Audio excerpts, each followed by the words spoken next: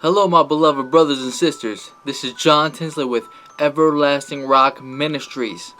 Today, the signs of the times declare that we are standing on the threshold of great and solemn events.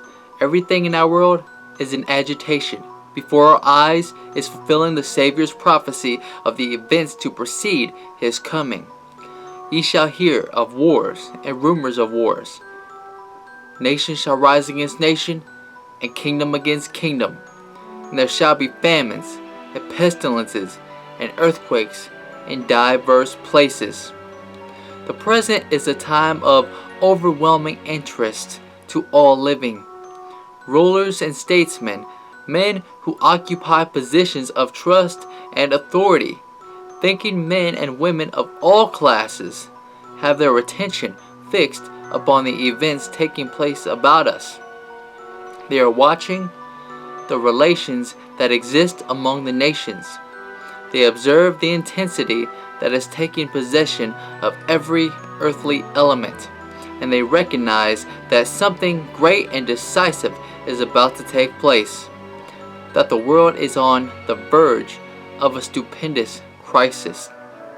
The Bible and the Bible only gives us a correct view of these things.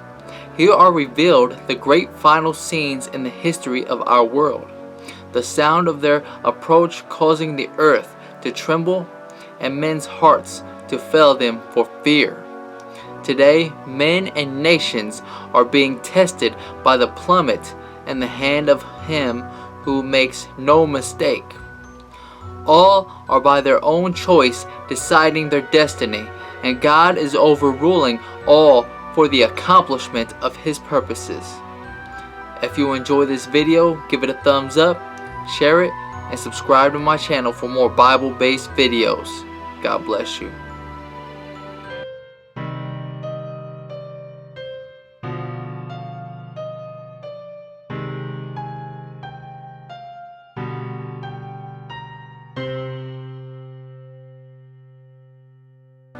The final days of this earth's history is coming to a close and will soon pass away. We are living in amazing times, and soon life as we know it will come to a screeching halt. Jesus will return to redeem His faithful children, and the wicked will be ashes beneath the soles of our feet. But before all this happens, just as Shadrach, Meshach, and Abednego endured their fiery furnace, relying solely on the Savior, we have to endure the fiery furnace, relying solely on our Savior. Luke chapter 21 verses 25 to 26 tells us, "And there shall be signs in the sun, and in the moon, and in the stars, and upon the earth distress of nations with perplexity, the sea and the waves roaring, men's hearts failing them for fear, and for looking after those things which are coming on the earth. For the powers of heaven shall be shaken." Are we not already experiencing these things? The sun being darkened and the moon turning into blood, according to the book of Joel chapter 2 verse 31. The nations getting angry and being fearful about what's taking place. Do we not already see that going on around us? Revelation 6 verses 12 through 13 says, "And I beheld when He had opened the sixth seal, and lo, there was a great earthquake, and the sun became black as sackcloth of hair, and the moon became as blood, and the stars of heaven fell upon the earth, even as a fig tree casteth her untimely figs when she is shaken of a mighty wind." These prophecies were written 2,000 years ago on the Isle of Patmos. Would you believe me if I told you these prophecies have already come to pass in the exact order they have been written? You see, brothers and sisters, in 1755, the earthquake struck on the morning of November 1st, the holy day of All Saints' Day. Contemporary reports state that the earthquake lasted between 3.5 and 6 minutes, causing fissures 16 feet wide to open in the city center.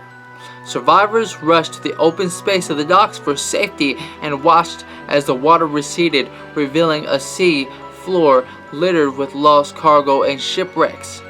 Approximately 40 minutes after the earthquake, a tsunami engulfed the harbor and downtown area, rushing up the Tagus River so fast that several people riding on horseback were forced to gallop as fast as possible to the upper grounds for fear of being carried away. It was followed by 2 more waves. In the areas unaffected by the tsunami, fire quickly broke out, and flames raged for 5 days.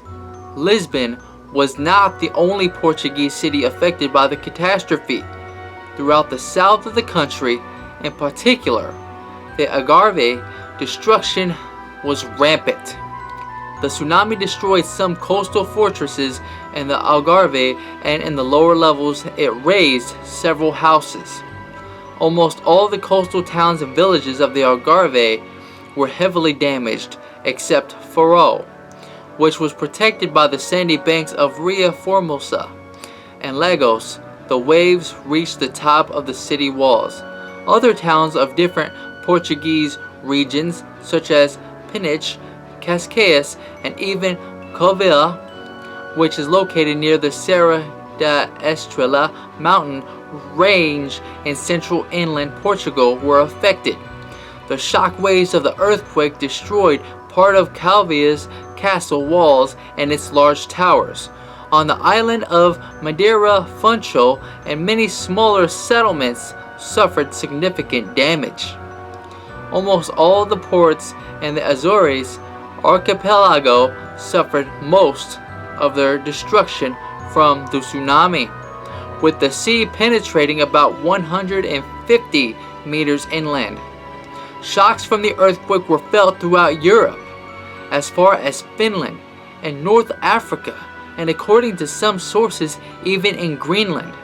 In the Caribbean, tsunamis as tall as 66 feet swept the coast of North Africa and struck Martinique and Barbados across the Atlantic.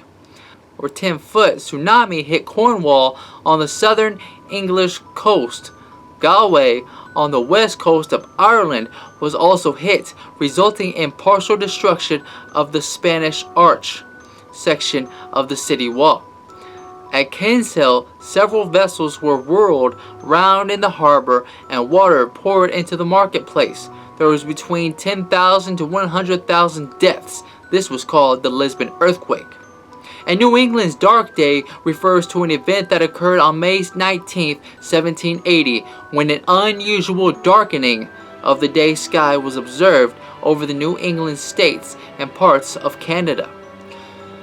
The primary causes of the event is believed to have been a combination of smoke from forest fires, a thick fog, and cloud cover. The darkness was so complete that candles were required from noon on. It did not disperse until the middle of the next night. According to Professor Samuel Williams of Harvard College, the darkness was seen at least as far north as Portland, Maine, and extended southwards to New Jersey. The earliest report of the darkness came from Rupert, New York, where the sun was already obscured at sunrise. Professor Samuel Williams observed from Cambridge, Massachusetts. This extraordinary darkness came on between the hours of 10 and 11 a.m. and continued till the middle of the next night. Reverend Ebenezer Parkham of Westboro, Massachusetts reported peak obscurity to occur by 12, but did not record the time when the obscuration first arrived. At Harvard College, the obscuration was reported to arrive at 10:30 a.m., peaking at 12:45 p.m. and abating by 1:10 p.m., but a heavy overcast remained for the rest of the day. The obscuration was reported to have reached Barnstable, Massachusetts by 2 p.m., with peak obscurity reported to have occurred at 5:30 p.m. At 2 p.m. in Ipswich, Massachusetts, roosters crowed, woodcocks whistled, and frogs peeped as if darkness had fallen. A witness reported that a strong, sooty smell prevailed in the atmosphere, and that rainwater had a light film over it that was made up of particles of burnt leaves and ash. Contemporary reports also indicated ash and cinders fell on parts of New Hampshire to a depth of 6 inches. For several days before the dark day, the sun as viewed from New England appeared to be red, and the sky appeared yellow. While the darkness was present, soot was observed to be collected in rivers and in rainwater, suggesting the presence of smoke. Also, when the night really came in, observers saw the moon colored red. The Great Star Shower took place on the night of November 13th, 1833. It was so bright that a newspaper could be read on the street. One writer says, "For nearly 4 hours the sky was literally ablaze. Men thought the end of the world had come." In 1833, the last of the signs appeared which were promised by the Savior as tokens of his second advent. Said Jesus, "The stars shall fall from heaven." Matthew chapter 24, verse 29. And John in the Revelation declared as he beheld in vision the scenes that herald the day of God. The stars of heaven fell unto the earth, even as a fig tree casteth her untimely figs, when she is shaking of a mighty wind. Revelation 6:13. This prophecy received a striking and impressive fulfillment in the great meteoric shower of November 13th, 1833. That was the most extensive and wonderful display of falling stars which has ever been recorded. The whole firmament over all the United States being then for hours in fiery commotion. No celestial phenomenon has ever occurred in this country since its first settlement, which was viewed with such intense admiration by one class in the community, or such dread and alarm by another. Its sublimity and awful beauty still linger in many minds. Never did rain fall much thicker than the meteors fell toward the earth, east, west, north, and south. It was the same. In a word, the whole heaven seemed in motion. The display as described in Professor Silliman's journal was seen all over North America.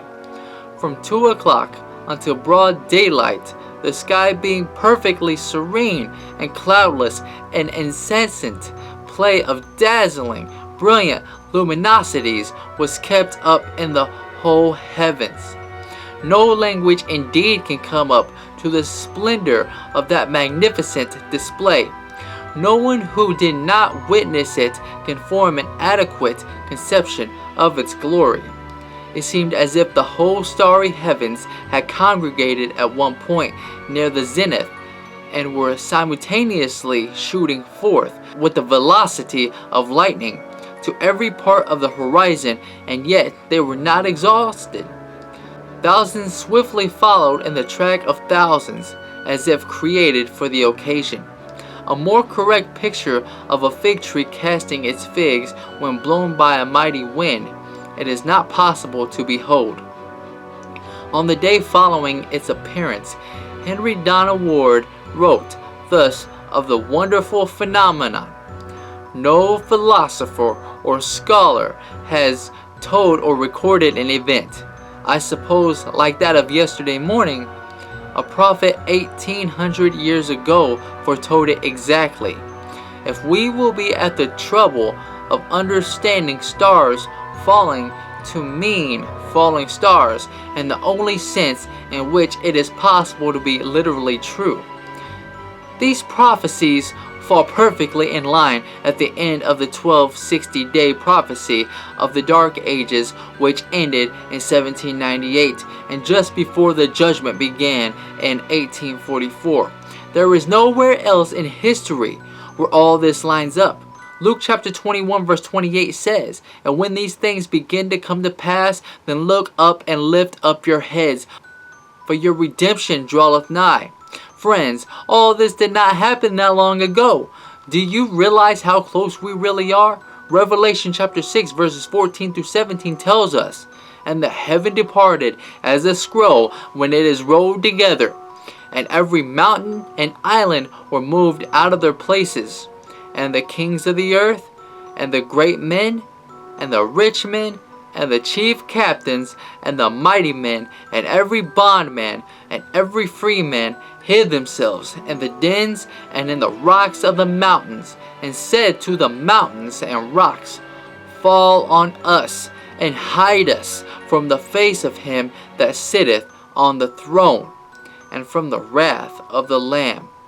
For the great day of his wrath is come, and who shall be able to stand?" Jesus Christ is soon coming in the clouds of glory to redeem his people, and we need to be prepared before it's too late. Will you be able to stand in that great day? Will you be able to stand at the judgment seat of Christ and be declared innocent by the precious blood of Christ? Or will you continue to live in your sin and face judgment? I encourage you to seek God now before it's too late. That is my desire for you today.